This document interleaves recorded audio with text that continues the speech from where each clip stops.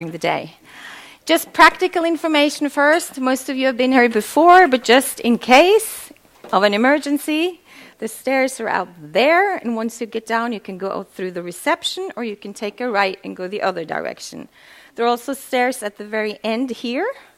Toilets are out there, and do we have a password? And yes, they're all the way over there, password and... Okay, the guest network apparently doesn't work that well today, so... Okay, anyways, welcome. It's my huge pleasure and privilege to welcome you to this day for ocean acidification. And I do that on behalf of the Norwegian Environment Agency, but I would very much like to stress that this day would not have happened without the initiative of the Bjerknessenteret. They contacted us and asked if we could do this day together and sort of have a good dialogue between the science community and public administration to see if there are science gaps that need to be filled. But we had one prerequisite for doing this, and that was that all of the relevant research institutions would be present and be part of this day. And thankfully, Bjerkness was also very much on board with that. So I'm very, very pleased to see that a lot of the different groups are here today. And also welcome to those of you who are seeing this online. Hello, Helene. There's one more coming in. My job at the very beginning now is to give you just a brief sort of overview of the science needs seen from the Norwegian Environment Agency. And there are other people that will give different perspectives today. The Directorate of Fisheries is here, and I'm very happy that they're here. And the Ministry for Climate and Environment is also here today. So I hope they will all take part in the discussions. But I will just give an overview. I have a much more qualified colleague coming in a little bit later to give more concrete points. But I wanted to just remind us all that we are here because we are all interested in the ocean in some way or another. Ocean is important to Norway. It is recreation. It is a source of great nature experience. It is a source of food. It's a mode of transport. It's a mode of trade. And it's a way of making a living. So in essence, it's about value creation from our point of view. And many, many years ago, I was sitting in a room in Costa Rica with a bunch of really competitive business students. And we were asked to play a game, which was kind of the ocean version of Monopoly. We were given maps with oceans, and we were given money, and we were given the access to buy ships. And the point of the exercise was to make as much money as possible. And we were given a very tight time frame, so it was a very hectic game. And it was very easy, from my point of view, to see that this was going in the wrong direction. Overfishing. You know, I flagged the red flag. We are overfishing. And I made two really important lessons. One, they had no clue what I was talking about. And two, I did not have the time to explain to them before the wrong decisions were made. And this is important. We have to have science, and it needs to be available before the decisions are made. And I was the only Norwegian in the room, and I was told that this game is actually a Norwegian game. It was made by a Norwegian, so I was told to explain how it's done in Norway. And how do we succeed? Because what happened in this game is that 5 minutes into the game, the professor said, the oceans are all empty. And every group was told to calculate the profit, and it was negative for all of the groups because they had invested heavily in ships and overfished. So I said, you know, the thing we do in Norway is that we have good scientific communities. They tell us the state of the environment and the state of the fisheries. We have regulators that regulate this, and we have politicians that make sound decisions based on knowledge. And to be honest, I had no clue what I was talking about at the time. It was sort of a calculated assumption of how it should work. And thankfully, about 20 years down the road, I can safely say that that's how it works. The reason why the situation is as good as it is in this country is because we have this cooperation between the scientific communities and the regulators and the politicians. But we all have improvement and that improvement potential. Now, that's why we're here. But I just wanted to say, there's still a lot we do not know about the oceans. And as many of you know, it is a strategic point in the long-term plan for research, and it's important that it stays that way. But I wanted to show you first a couple of documents that have come in actually just the 2 past years. And on the very left here, you see, if this works, you see more of the traditional documents coming out from the ministries. One is this white paper on biodiversity. But the thing that's really important in this one, it talks a lot about making rules and regulations more concrete. And it talks a lot about ocean acidification. And it talks about how it's important to see ocean acidification as one of the stressors for biodiversity. And this is very important for us. We see everything as a whole from our perspective. Seeing just one parameter is not the way to go for us. And then we have an example of one of the management plans that came out very recently. And I think one of my colleagues will talk more about those later. But this is obviously a very, very important tool for us. And then on the right here, you have somewhat different documents, but they show a trend that I think is really, really important to see. This was the strategy for bioeconomy that came in 2015, as far as I remember. And what this one pointed to is that the resources in the ocean, and on land, of course, are very important in a low-emission society. They will help us in the transfer. But we have to think differently. And we have to harvest resources that we haven't harvested before. And then later on, we got this one. Green competitiveness, or whatever you want to call it. It also puts out a roadmap for the marine sector. It says that there is a huge potential for growth in the marine sectors, but as it very pointedly points out, marine sectors have a huge growth potential, but they must be developed based on biological principles. And in order to do this, we need targeted research in every step of the value chain. And I think this value chain perspective is important to note. And the most recent one is this one, is Strategy for the Ocean, New Growth, Proud History. And when this one was launched, it was said by the Ministry for Industry, Trade and Fisheries that the goal is that Norway should be the best on ocean. We should know the most about oceans in order to harvest the resources from the oceans in the future. And we know that there are challenges. Climate change, ocean acidification, pollution, etc., and the new topic of marine plastic, microplastic, which has become very, very prominent recently. So again, for us, it is the sum of all the stressors that it's important to understand. I also wanted to mention that Norway is chairing the Norwegian Ministry of, what's it called in English? The Nordic Ministerial Council? Is that the appropriate word? Not quite sure. But anyway, Norway is chairing a project there called Oceans and Blue Bioeconomy. And in that area, we are actually having out a very huge project looking at the ocean's ability to store carbon. And we also have currently out a project where we want to understand more on the knowledge basis for the ocean's role in reducing climate emissions, just to give you a perspective on that. So, anyways, so what do we need? Like I said, in Norway, we have a knowledge-based management. That is a political decision, and that's important. But what does our platform of knowledge consist of? Actually, quite a lot of different things. There's research science, there's monitoring, there's mapping, there's assessments, and there's experience-based knowledge, etc., etc. And I will not talk about all this today. I will focus mostly on research and monitoring. And I just wanted to pinpoint this again to you. As an agency, our job is basically to follow up on rules and regulations that have been decided by the government and the parliament. All of you know this. But the important thing to note is that we have to deliver results in certain areas. And the 4 key areas for which we have concrete goals that we need to deliver on is climate, biodiversity, pollution, and recreational life. And we do our job through 5 different roles. One is to provide knowledge and information and communicate it to society. One is to regulate, follow up on laws, and suggest new laws, etc. One is to administer and guide the regional and local authorities to make sure they look after what needs to be looked after. Then we advise our ministry. And when we advise our ministry, sometimes we have a lot of time, sometimes we have very, very little time, and that's important to know.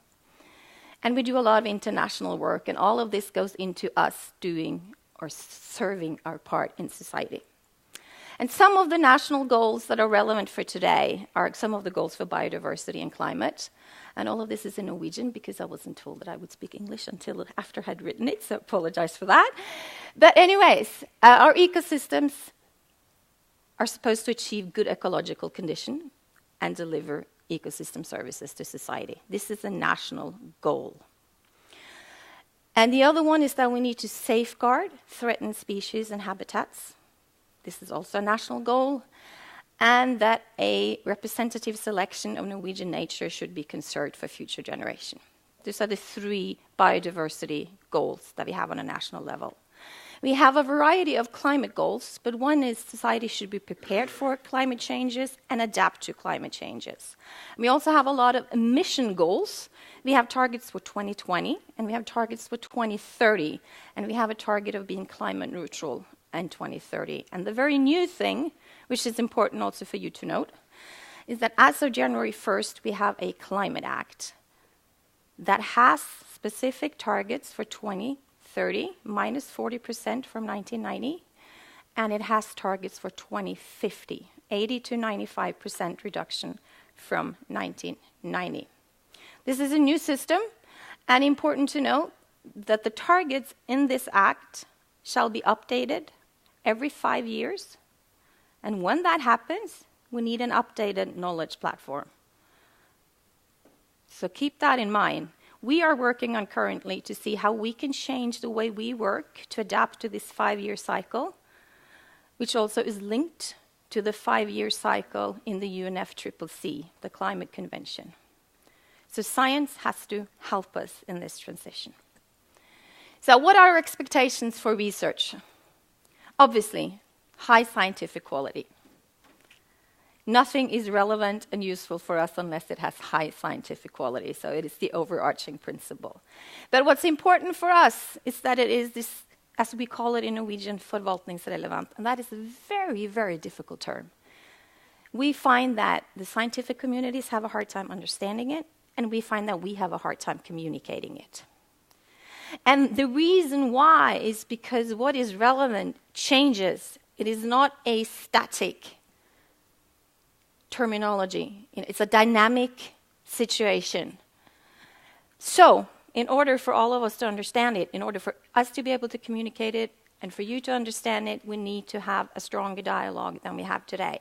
So this day is very important because of that. But some of the things that are important to know. The topic of science needs to be relevant. That is not really a problem. Ocean acidification, for example, is highly relevant. And then it's the time scale. This is a little bit more tricky because, as I said, sometimes processes are long and we have a lot of time to provide knowledge and knowledge-based advice for our ministry. Sometimes processes move really, really fast. And what we need at that point in time is to have a dialogue with you guys, and you need to tell us what's the status, and you need to do that quickly. And that is not really the typical scientific project. That is more of an assessment that we can order. But in order for you to be able to deliver on that, you need to have done the science that we will ask for in the future. So it's a little bit about looking into the crystal ball. And then it needs to have the right angle and the right frame. It needs to help us deliver on the national objectives that we have. Otherwise, we cannot use it. And then it needs to be comprehensive, and it needs to be interdisciplinary. Because we are facing complex problems, and we have to respond to those complex problems. And we cannot do that unless we see things across various disciplines. So again, we need to have a good dialogue. And I also wanted to mention, just briefly on monitoring, obviously the same goes, high scientific quality. And again, it needs to be relevant. But it's different for monitoring because we often order the monitoring ourselves. So you don't have to speculate about what we're actually looking for. We tell you very specifically for that job. So then what's important is standardized methods, and we need to have comparable data. And I can also say, because all of you are here, is that very briefly we will send out an assessment where we want to analyze climate-relevant information across many of the marine monitoring programs. And again, synthesizing information and seeing it as a whole is important to us. We are keen on knowing what big data can do, also in the field of ocean acidification. Can we process information differently? And we need your help to do that. Obviously, we are keen on long series. Otherwise, we cannot say very much. And also, lastly, one thing which goes more on the research, but it's done for the purpose of monitoring in many ways. Whenever a new topic comes up on our radar, we kind of need your help to develop methodologies early so that we can monitor new topics. And we also need to have a better understanding of how we can use new tools for remote sensing purposes, such as satellite data, drones. What can they give us that we haven't seen before? So yeah, that's pretty much the expectations and wishes. They are, as you can see, pretty large. But it's really good that the groups are here together today so that we can talk about this more in detail. And I have the privilege to pass this floor on to Are Olsen, who is an associate professor at the Geophysical Institute at the University in Bergen. And I understand you've recently started as sort of the person in charge for carbon cycle at the Bjerknessenteret, and have worked with the carbon cycle and the ocean carbon cycle for decades. Almost. That's good enough for me. So we look very much forward to hearing what you have to say. How do we get this down? There you go. Thank you, Solrun. And I have to say that we at the Bjerknessenteret are very happy to be able to co-organize this meeting with you guys. One more bit of practical information I got that from Olsen just recently is that all of the management presentations today will be in Norwegian, while the science-based presentations will be in English. Okay, so I'll give you a brief introduction and give you some of my thoughts for the day. So just briefly recap what ocean acidification is so that we're all on the same plate. Ocean acidification is a result of the redistribution of this global CO2 emissions into the terrestrial and the ocean sink. So for about half of the CO2 emissions over the industrial era remains in the atmosphere, while about 25% has gone into the terrestrial sink, and 25% has gone into the ocean. And when man-made CO2 enters the ocean, most of it actually reacts with carbonate already present in the ocean. 95% reacts with carbonate and forms bicarbonate molecules, while 5% remains as dissolved CO2 in seawater. And so basically, the first thing that happens is that the concentration of carbonate is decreasing. And secondly, since bicarbonate is a stronger acid than carbonate, which is a base, the pH goes down. So that is ocean acidification. Simple as that. And ocean acidification is really a long-term issue. The only way sort of that nature can repair ocean acidification is by weathering of rocks, of mountains. So one of the things that is weathering is volcanic rocks, like Stetin here, that is Norway's national mountain, I've learned. And this is the so-called gjøres reaction. So this mineral here reacts with CO2 in the atmosphere, forms calcium carbonate, which then dissolves into carbonate ions, and then that flows back into the ocean. And the other minerals which are weathered are calcium carbonate rocks. Anyway, this takes many, many years. This is a model run from Christoph Heinze at our institute. And it shows sort of this thought experiment that if we have, say, an ocean pH pre-industrial just right about 8.1, and if you then burn all of the available fossil fuels and then stop emissions, that would be approximately 5,000 gigatons of carbon into the atmosphere. And that goes into the ocean and lowers the pH down to just beneath 7.5. And then you stop the emissions and let the Earth recover. It takes about 20,000 years or 600 generations before the ocean pH is sort of almost back to the initial value. And it's never fully reset, right? So it's really a long-term issue and a long-term perturbation of the ocean. In the ocean, man-made CO2 is basically passively transported around with the ocean currents. This figure here shows the ocean currents. Don't worry about the details, but CO2 enters into the surface ocean and then goes down into the deep ocean and circulates around with these currents here. And the basic principle is that you know how fast the ocean flows. If you know the rate of this circulation, you can basically calculate how much man-made CO2 is absorbed, and you can calculate the magnitude of ocean acidification. And the reason for that is that the atmosphere-ocean exchange is not the rate-limiting factor for ocean CO2 uptake, it's the circulation. So basically, you know the circulation, we can calculate the magnitude of ocean acidification. And we have global observational programs, which, among other things, measures the rate of the ocean circulation. This is the Global Ocean Ship-Based Hydrography Investigations Program, or GOSHIP, or we just call it Global Repeat Hydrography Program. And the aim of this program is an international program under JCOMOPS, and the aim of the program is to do a full global survey of the ocean every 10 years. And the first survey was conducted in the 90s within WOS. And then we had a second survey, which was conducted in the 2000s, and now we are in the third global repeat survey. These are research cruises carried out by international or by national groups within an international framework, measuring the entire water column.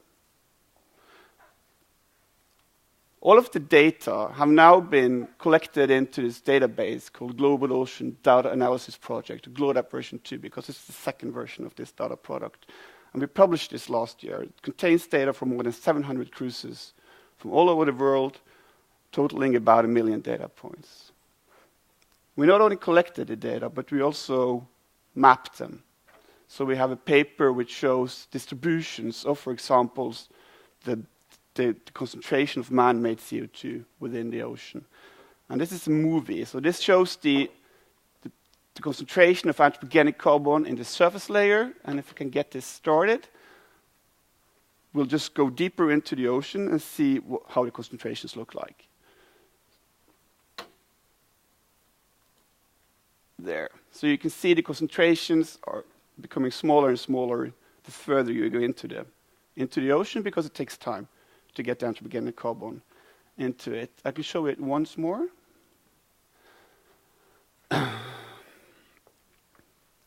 So we know, basically, the distribution of anthropogenic carbon in the full water column, and we can use that to calculate the pH change since pre-industrial times. And I've done that for this presentation here.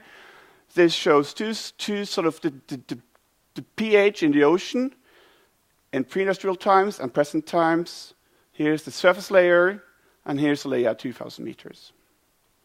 So what is sort of interesting here is that in the surface, basically now it appears that we are more or less outside the range of natural variability, which was about 8.1, and now it's less than 8.1 in the surface ocean. And the changes are much smaller in the deep ocean because of the time it takes to ventilate it, so to take the anthropogenic carbon down into the deep ocean. So basically we know the past, and by and large we know what will happen in the future as well for any given CO2 emission scenario. We have global Earth system models, which provides data for the IPCC, known as the CMIP models. And this shows results from a set of Earth system models for CMIP 5. This shows the evolution in sea surface temperature, and I basically have this figure because you can see there are several models which contribute to this exercise, and they all diverge somewhat with regards to the sea surface temperature increase.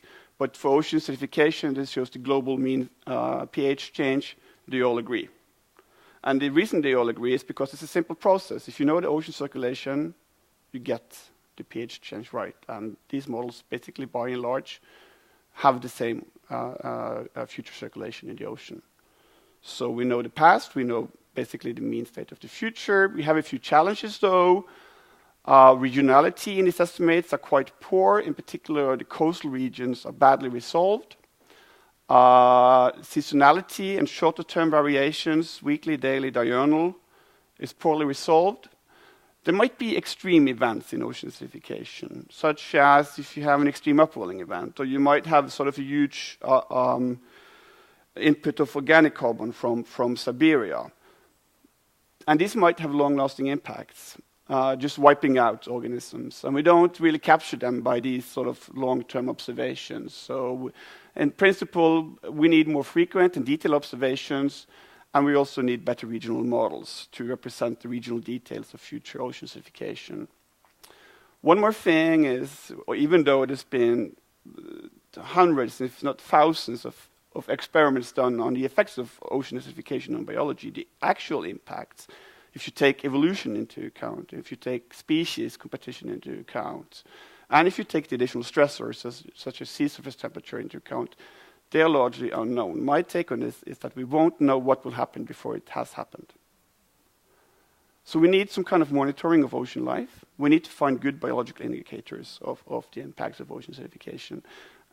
But if we have these biological impact indicators, we need also to be able to attribute, because there's not only ocean acidification, there's changes in temperature, there will be declines in nutrient availability in the surface ocean. So we need to do this question about how do we attribute what happens to different effects. And then also, finally, point is that sort of the climate impacts or the feedbacks on ocean acidification is poorly understood. The amplifying effects of the Arctic sea ice loss or the permafrost melt is not really taken into account in the global models, and they need to accurately represent these. I want to talk a bit about observations before I hand the mic over. There are sort of more frequent global observing systems than the Global Repeat Hydrography Program.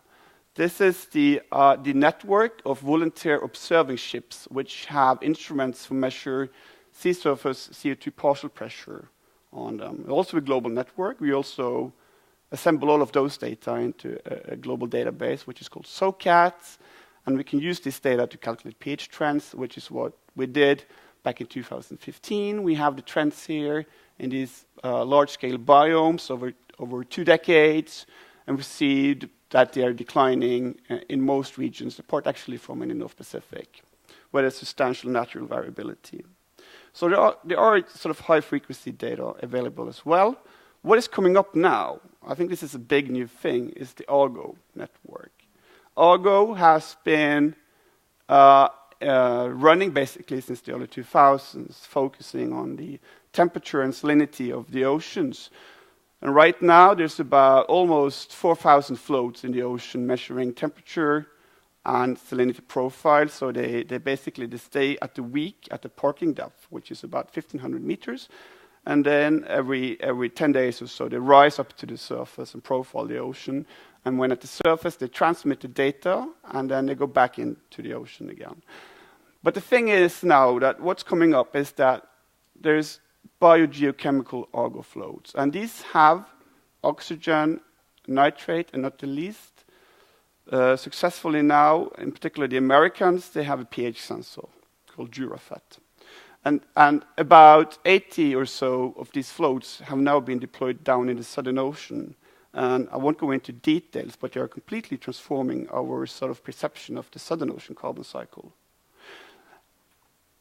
And they deliver quite good data. And we are now, with the infrastructure New Argo 2, which was just funded, we want to deploy these biogeochemical Argo drifters up in the Nordic seas as well. So this is certainly an important observing system in the years to come.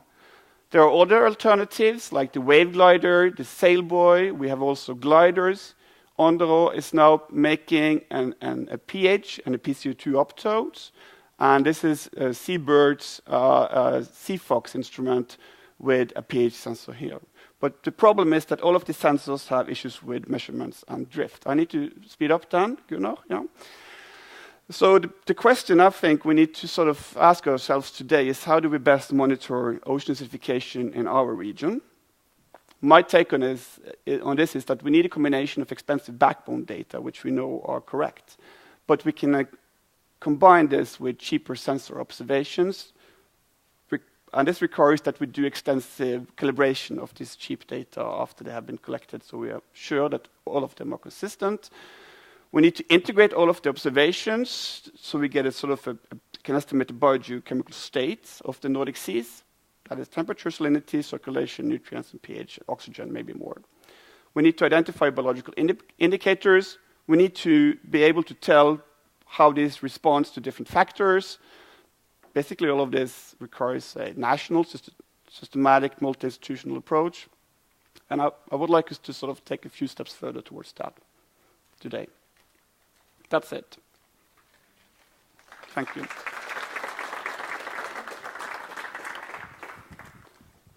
And I will introduce the next speaker, which is Marianne Olsen, senior counselor at the Norwegian Environmental Agency. And the mic.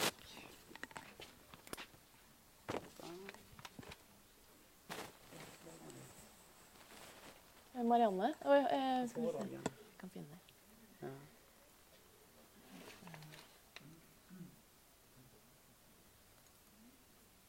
Gir jeg signalen 18 minutter igjen? Gir jeg signalen 18 minutter igjen?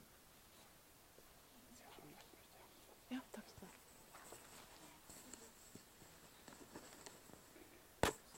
ha. God morgen. Hører dere meg? Det er litt mye hår. Jeg skal se om jeg får plass til mikrofonen. Good morning. My presentation will be in Norwegian, I'm sorry. But I will try to say some details in English for the English-speaking audience. Jeg skal snakke om overvåking av havforsuring i norske havområder. Miljødirektoratet har et eget overvåkningsprogram på dette, som da gjøres av Havforskningsinstituttet, Research og NIVA. Vi har faktisk overvåket havforsuring i norske havområder siden 2010. Og dette behovet det kom fram da vi oppdaget at vi skulle kunne si noe om miljøtilstanden i Nordsjøen og Skagerrak. Og da skjønte vi at vi hadde veldig lite kunnskap om havforsuring og karbonkjemien, og at for å kunne si noe konkret om hvordan havforsuring påvirker norske havområder, så måtte vi sette i gang overvåking, systematisk overvåking. Så vi startet opp det i 2010, og i 2013 så fikk vi et eget overvåkningsprogram som heter Havforsuringsprogrammet. Her på bildet så ser dere bøyen som ligger ved værstasjonen M, som Research måler pH og karbonatkjemien for oss på. Og den ligger da på breddegrad med Brønnøysund cirka, ute i Norskehavet. Våre data rapporteres hvert år i en overvåkningsrapport. Og dette er da nettopp publisert årets rapport fra dataene som er innhentet i 2015. Jeg skal snakke litt om noen nyhetsverdige ting fra den, men også litt om noen ekstraundersøkelser som er foretatt i 2015. And for English-speaking audience, I would like to say that there is a summary in English in all of the reports from the monitoring program for you to see. And you can find these reports at our website. Vi har overvåking i alle norske havområder, i Barentshavet, i Norskehavet og også i Nordsjøen og Skagerrak. Vi har 2 kyststasjoner, en ved Skrova i Lofoten, og også en nå ved Arendal i Skagerrak. Her ser dere lokalisjonen for undersøkelsen som er gjort av Research og NIVA og HI. Vi hadde noen tilleggsundersøkelser langs kysten, og ved noen korallrev, sånn som ved Holarevet i Vesterålen, og også ved, noen vestlandsfjorder, som jeg skal snakke litt om. Hva overvåkes?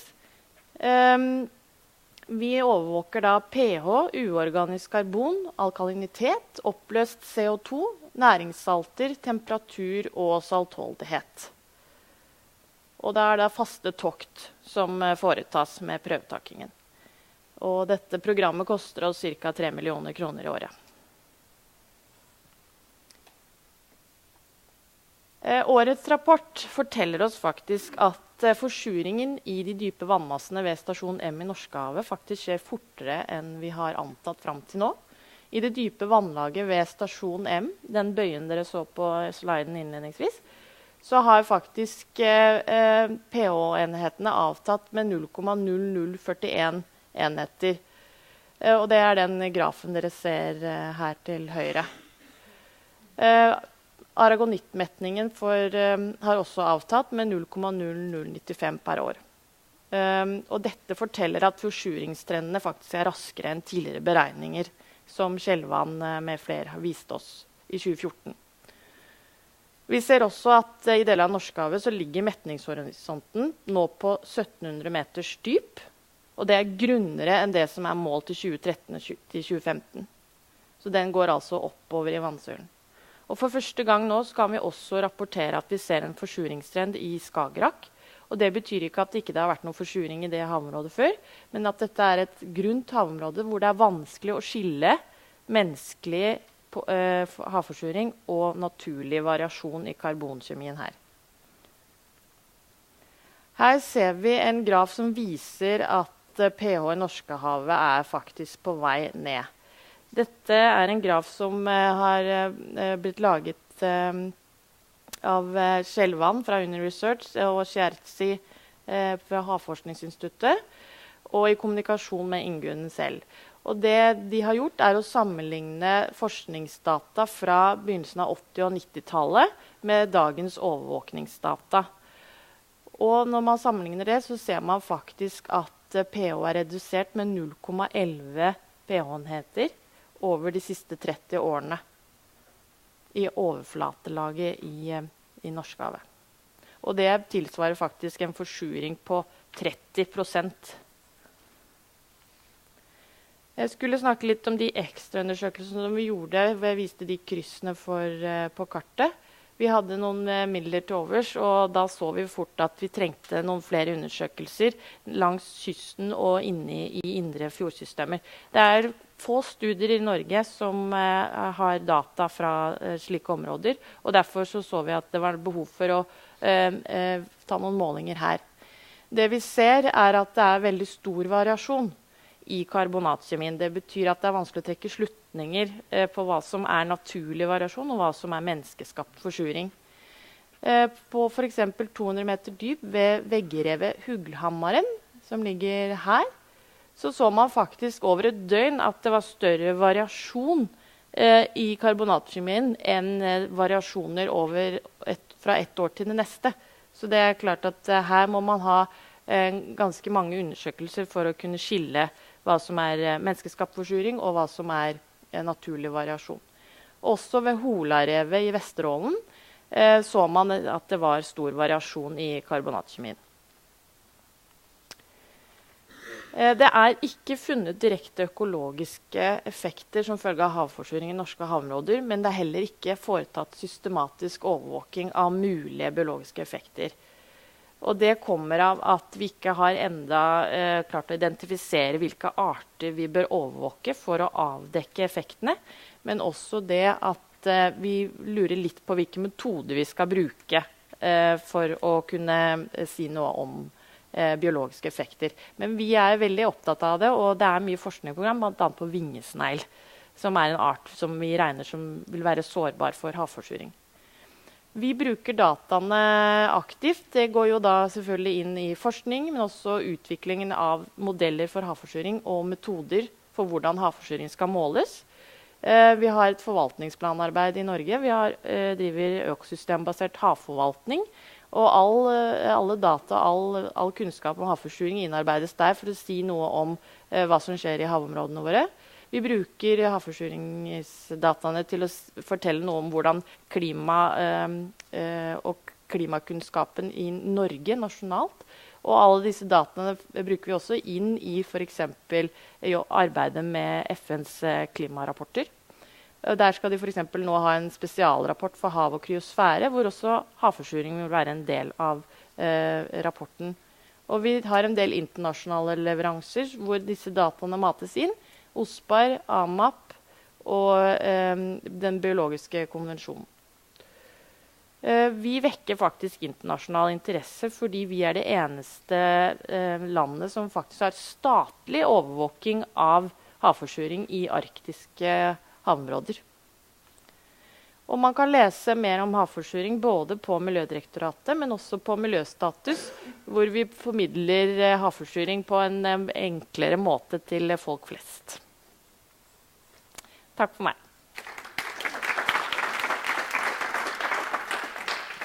Thank you. We have, if there's one question, we can take that while we switch the microphone over.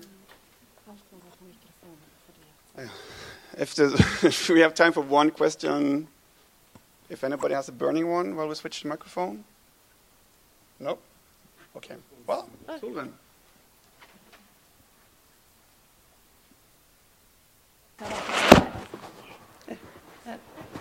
Takk. Jeg har ikke et spørsmål, jeg har en saksopplysning. Fordi delegasjonen vår fra FNs klimapanel, de var tilbake på jobb igjen i går. De har vært i Montreal og diskutert scopen for sjette hovedrapport.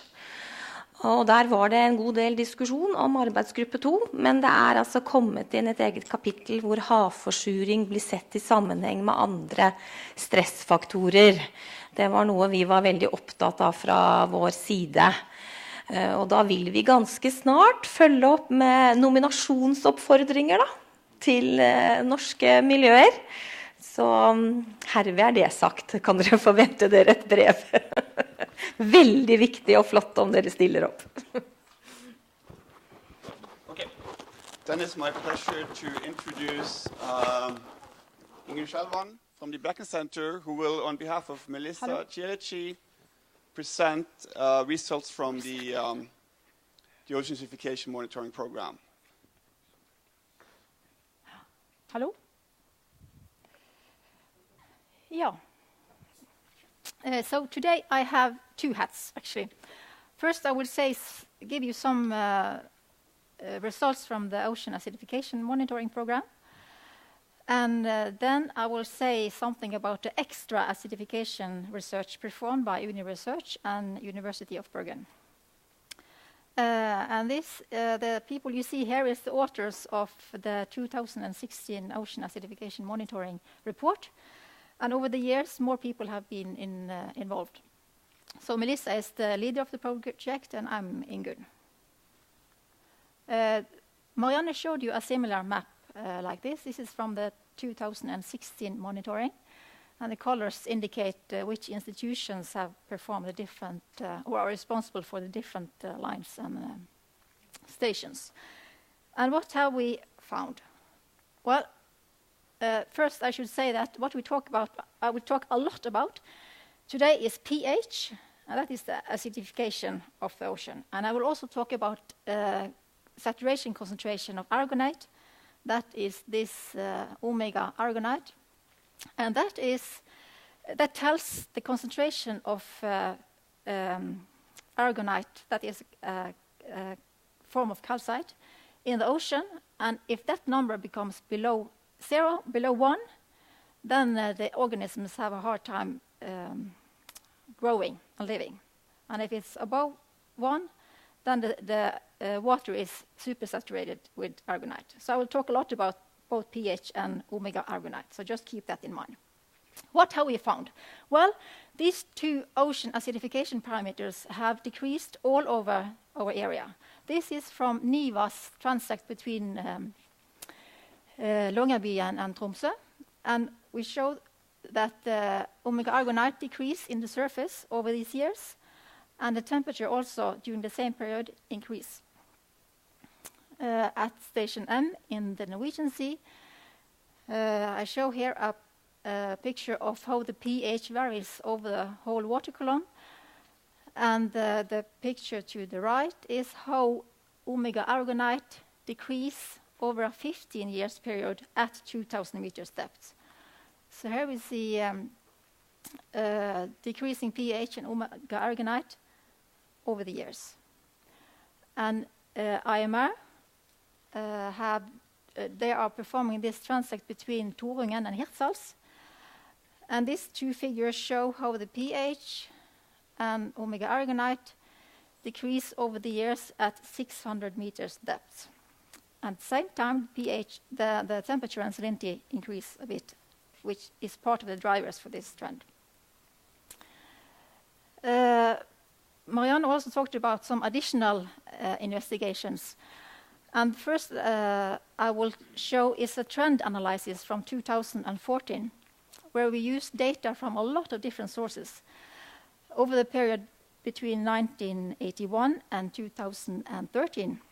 And the blue dots here shows all the places we have data. And I will show you some results from the Norwegian basin, where we saw that the pH and omega aragonite decreased over the years at all depths. So the upper figure shows the decrease at the depth level 0 to 200 meters. And the two lower figures show how the decrease was at the depth level 1,000 to 2,000 meters. Of course, a higher increase in the surface water compared to the lower in the water column. And when we sum this up over these 3 decades, we get numbers like this in violet. For instance, the pH in the upper 200 meters decreased over these 3 decades by 0.14 pH units, which is a larger number compared to the global value of pH decrease since the Industrial Revolution. And drivers for this is obviously uptake of anthropogenic carbon, as well as biological activity, and temperature variation also plays a role for pH trend. Moving towards the coast, this is a study performed in Hardanger, in the area between Bergen and Hardangerfjord, where we have used data from a surface line and also several fixed stations. And here we show how temperature, pH, and omega aragonite varies over a year, and the different color refers to different years. So here we see that the pH increase when the blooming sets on, and it decreases afterwards because the temperature increase, while the maximum in omega aragonite comes later in the summer. And this nicely illustrates the decoupling between pH and omega aragonite. And that means that we have to determine both of these parameters to be able to say something about ocean acidification. Then Marianne mentioned a study at Hugelhammeren, that's a reef in Hardangerfjord. IMR have performed a diurnal study. They measured the carbon parameters over a day, and this shows how hydrography varied over one day. This graph shows how the omega aragonite and calcite varied over the day. And as Marianne said, the variation over a day is larger compared to the variation between years, which illustrates the challenges we have when we should make this long time series. Also, they have IMR have done this diurnal study at Hola Reef off Vesterålen. And this plot shows how it varies, the omega aragonite varies in the water column. And we see the huge variation close to the reef. And of course, this monitoring program have resulted in a lot of reports, and also a paper is mentioned here. Now I switch my hat. So now I will say something about the additional acidification research performed in Bergen by Uniresearch and UIB, and we are part of the Bjerknessenteret. So I have several colleagues working within the same subject. And we run carbon instruments on different lines at different stations. So here we have a line cargo ship going between Denmark and Greenland, Nuuk Arctica. We have carbon instruments on a cargo ship going between Bergen and the Netherlands, and also we have CO2 instrumentation on the research vessel GeoSAS that basically operates the whole Nordic seas. And these 3 lines are part of the ICOS infrastructure, which Truls will talk more about in some minutes.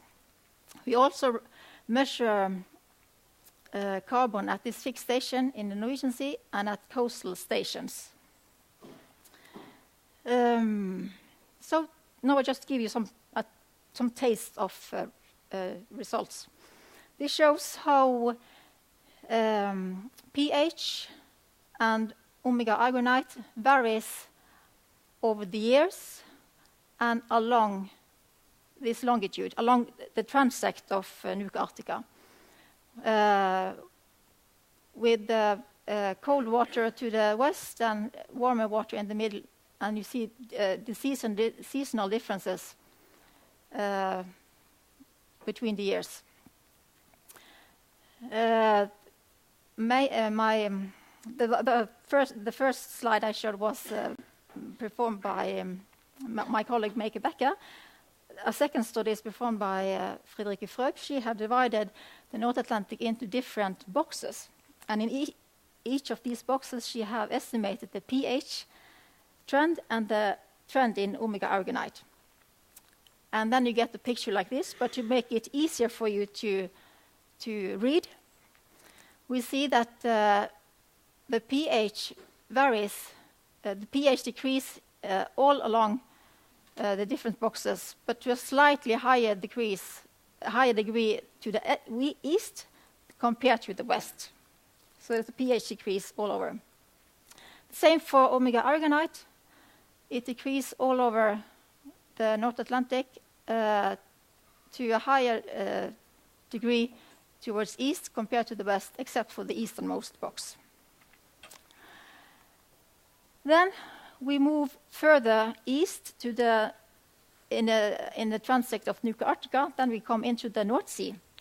And this plot is made by my colleague Abdi Omar.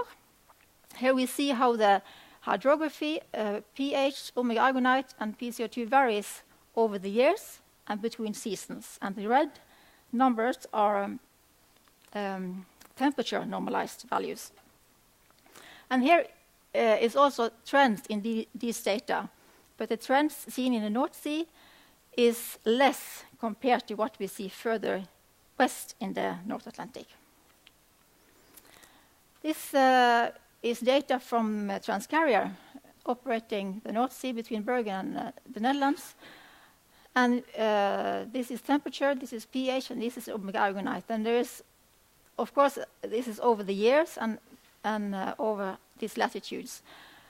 And you see the seasonal variations, and you also see huge variations between the coastal areas and the open areas.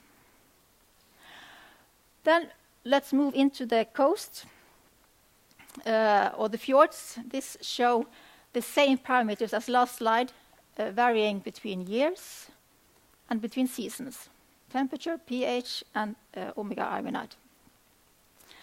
And here it's hard to say something about the trends because the time series are not very long. But what we can say is that what drives the seasonal signals is biological activity and mixing, and temperature is also important for pH. Just show one slide. This is just an example of what we can achieve if we put all the data together. This work is performed by Meike Becker. She have used multilinear regression. What we see is the omega argonite in winter, spring, summer, and fall. The data is from 2012 and older. And I also should say that this is a method that is under development, so I will not go into detail, but it shows a potential and also the competence of the group in Bergen. Thank you. Thank you, Inngun. And then I have the honor, on behalf, apparently, of the Norwegian Environmental Agency, to give you this present as a sign of our gratitude, or environmental agency. Gratitude. Okay, so our next speaker will be Truls Johannessen, long-term professor at... Long-term. for good and bad at the University of Bergen. And he is the coordinator of the infrastructure ICOS, Integrated Carbon Observing System, which he will present right now. So, take it away, Truls. Okay, thank you, Ara, and thank you, Inngun, for a very nice talk about our activity in Bergen. This is the opening of the project called ICOS, and it's ICOS Norway and ICOS OTC, because in Bergen we also lead one of the Ocean Thematic Center, and my deputy director, Benjamin Feil, is sitting there, so you know he is also present at this part. And our Olsen is also coordinating the marine activity in the national network of ICOS. So we are a good team in Bergen doing this. And the Integrated Carbon Observatory System, ICOS, is a platform to measure high-quality data. That is the main purpose of this system. And the general aim for the OTC is to measure changes in general ocean carbon cycle, including ocean acidification, and to provide an independent tool to report CO2 emission. And that last thing is very important. We do not, at the present, have an independent tool to monitor the CO2 emissions. This is the way we are organized. We have the, oops, see if I can get this to work. Is there any, there you are. So maybe what should we focus on? So this is ICOS RI. This is an EU S3 project. And it's infrastructure, and it's ICOS ERIC, and this is the European Research Infrastructure Consortium. And we have a scientific advisory board. We have a general assembly that consists of all the stakeholders. That means all the departments that are involved, and also research council, depending on the country. In some countries, the ministries are directly represented there. Then we have the carbon portal that provides all the data information. But in Bergen, we also have a very strong data management due to Benjamin Feil here, who is covering all the data in this system. We have a general director, and we have a head office, and we have, of course, the ICOS RI committee, where most of the people who lead the central facilities are involved. So on the director level, and also the monitoring station assemblies. And then we have the National Measurement Network. Central facility is the Atmospheric Thematic Center, the Terrestrial Thematic Center, and the Ocean Thematic Center, and we have a calibration system. So it's very well prepared and very well organized. So let's look at what the reason for this is. The fate of the emission of CO2. And we all know that industry is putting a lot of CO2, as I already have told you, and it's participated into different systems here. Some remain in the atmosphere, some goes into the terrestrial system, and some to the ocean. And we will focus here on the ocean part. And this is the present status of ICOS at the moment as a European system.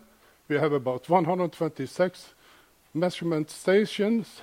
There is 71 ecosystem stations, but we have to say that those terrestrial stations, there is a lot of what we call associate stations, so they are not fully ICOS station in that term.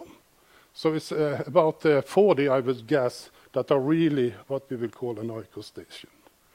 Then we have 34 atmospheric stations and 21 ocean stations.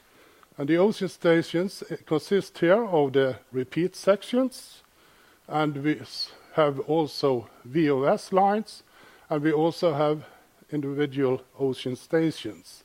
So all these are included in the ICOS network, and we will measure the carbon system variables on a very high quality level. In general, it seems like just to pick one of these things here, we will just pick this. I can hardly see this. My fingers are too big here for this thing. Okay.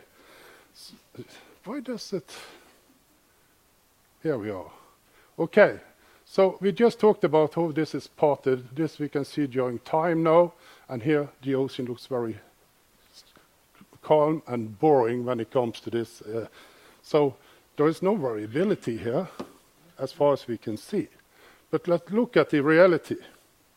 This is different simulation of the global carbon uptake since 1990 and up to 2010.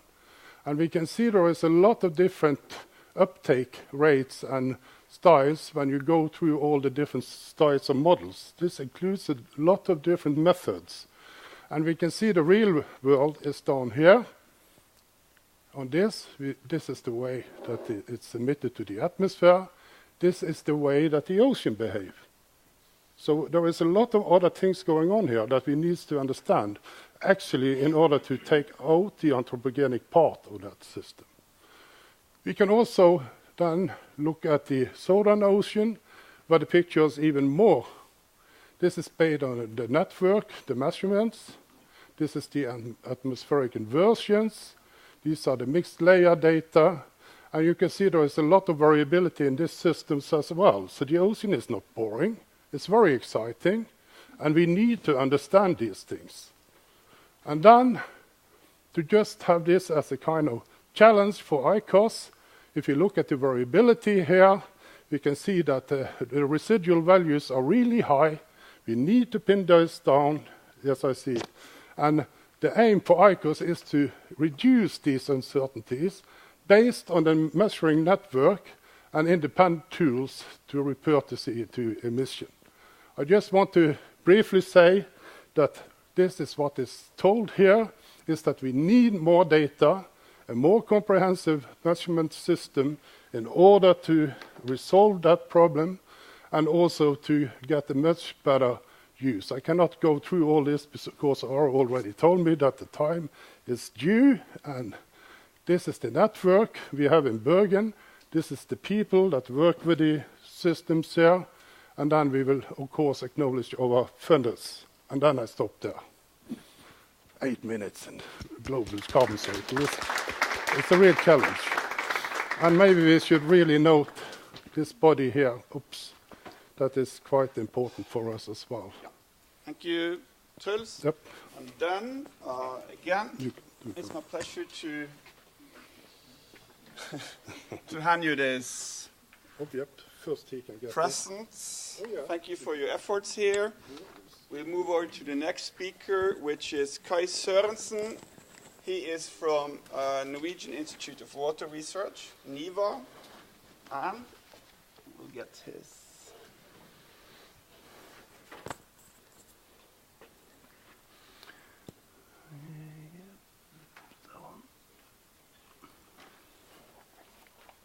Kai will talk about ocean acidification research at NIVA, observations, modeling, and experiments. The floor is yours. Thank you, Are. Yeah, I will briefly take you through NIVA's activities on ocean acidification, covering the little bit of observation, modeling, and also focus a little bit on the experiments that are going on. I am presenting this as part of the team. There many people have been back here, so questions can also be addressed to them later. So this just highlights what I'm going to go into. NIVA had just finished a strategic program, ocean acidification, called OASIS, which had been a part of the strategic program at NIVA. And this program was stopped in 2016, and it covered the 6 thema here, from sensors, laboratory, platforms, model, and also on the effect side. So I will just briefly mention 2 events that is coming up next week. Actually, the SIS, and where also the marine acidification will be present, but we have a specific day in December going through all the findings we have. Briefly, this ship's opportunity has been shown by several. We have this European part of the European network, where we had 3 of the lines are a part of the monitoring program that Miljødirektoratet is running. And one of the line are, of course, the very important high Arctic area, where we have high frequent measurements in this important area. And this is a part of the thing that also was presented by Are. This is a part of the GOA-ON and the global network, and also the European network. So this is a part of a bigger picture. We have been focused the first year of the strategic program on developing the laboratory facilities with calibration labs, and we also have focused on the sensor for the ships. And just now we have been focusing a little bit to go further to develop a carbonate sensor, which is based on the same technology that the spectrophotometric pH that we have on the ship. And we also have infrastructure for deep sea investigations. So the important line that are part of the monitoring program also are, of course, the coastal line here. Here is an example from Trollfjord that have a frequency from Bergen to Tromsø on a weekly basis, more or less. Here is the pH for a winter situation, stable, low pH. And you see the variability along the coast, seasonal variation, phytoplankton blooms, and the seasonal variation, of course, 0.2 to 0.3 pH unit. Here are the important Arctic line. Here's an example from May where we have measuring, of course, with the ferry box system and the PCO2, the salinity temperature and the CO2. And here we clearly identified 3 water masses, the coastal water masses, the Atlantic water masses, and of course the cold and medium saline water at the Svalbard area where we have low CO2.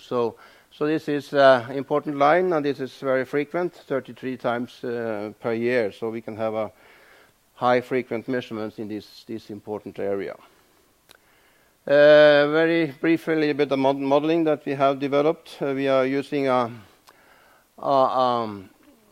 ERSM model, the ecosystem model, that are coupled to the ROMS model, and we are mechanisms that couple them together. We are a framework of a biological model, and then also we have a benthic redox model, so we can look at the total water column, including the interface to the sediments.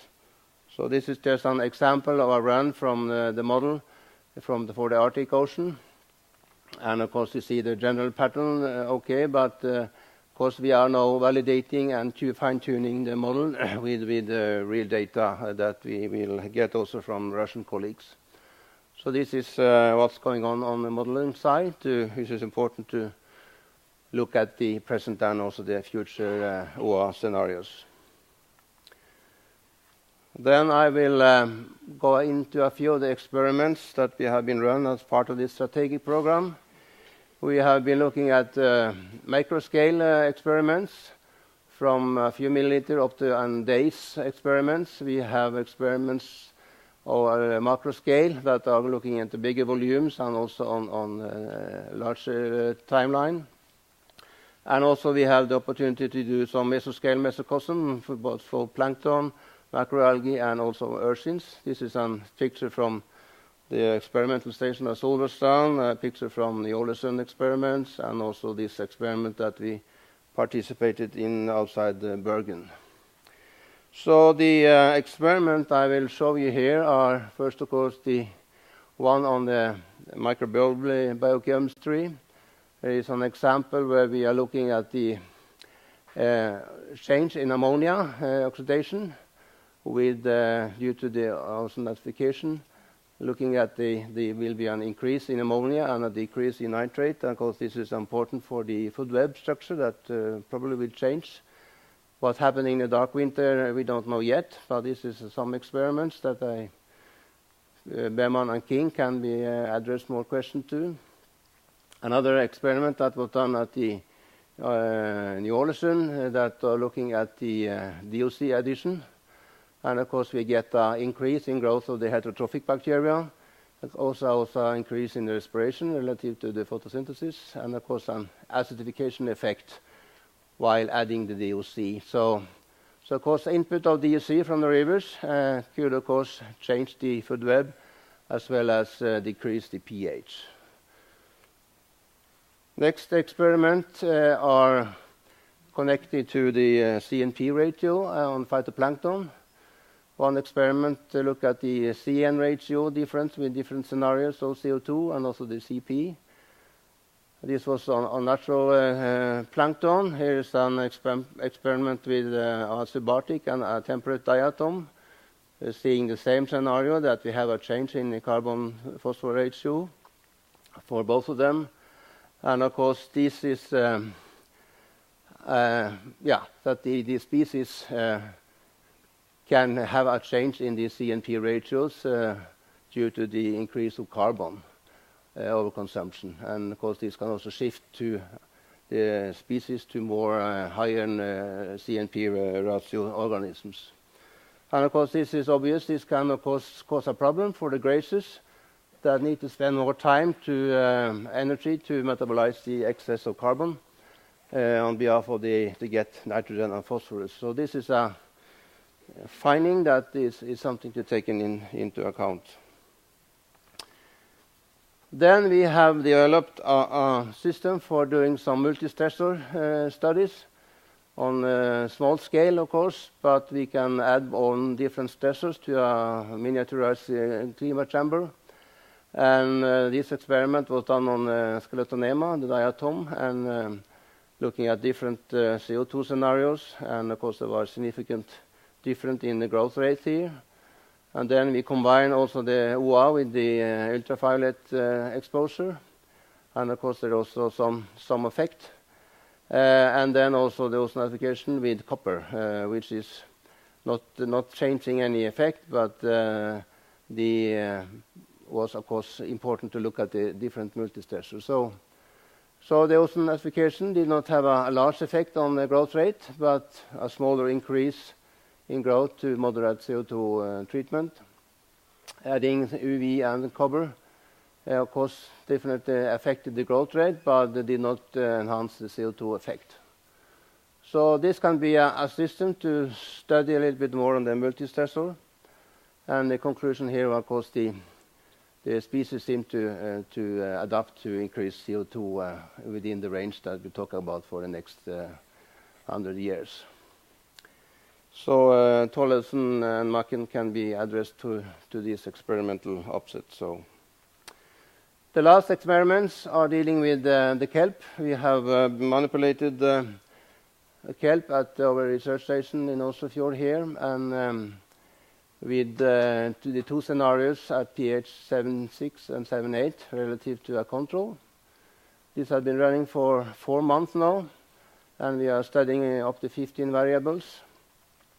4 of them I've shown here, the growth length, and also this is the length that you measure the distance on the kelp. It's hard to say, but to see it from your baby, but there is a control and there is a significant difference in the growth relative to more CO2. And also the production estimate are also showing the same. So the kelp growth and the photosynthesis was stimulated by the elevated CO2 levels after 88 days now. This experiment is still continuing. So that just a brief summary that we have a lot of activity on this, of course also on observation, very much connected to the ferry boxes, but also other activities. We have been developing the model to look at the important questions and also for integrating data. And as we have seen, some potential effect on the small microbes and also up to the kelp. But you know that even the smaller organism can have a widespread effect on the ecosystem. And of course, following up this multi-stressor experiment is important. So, just remind you, for those who want to hear a little bit more, there are 2 events going on next week and also in December that will be announced later. So, thanks to our... Thank you. Thank you, Kai. And then you get a present too. Yeah. Thank you. Thank you. And then we'll break until for 15 minutes. So we'll be back here right before 11 o'clock. Thank you. And Are, we also want to thank you. Tusen takk.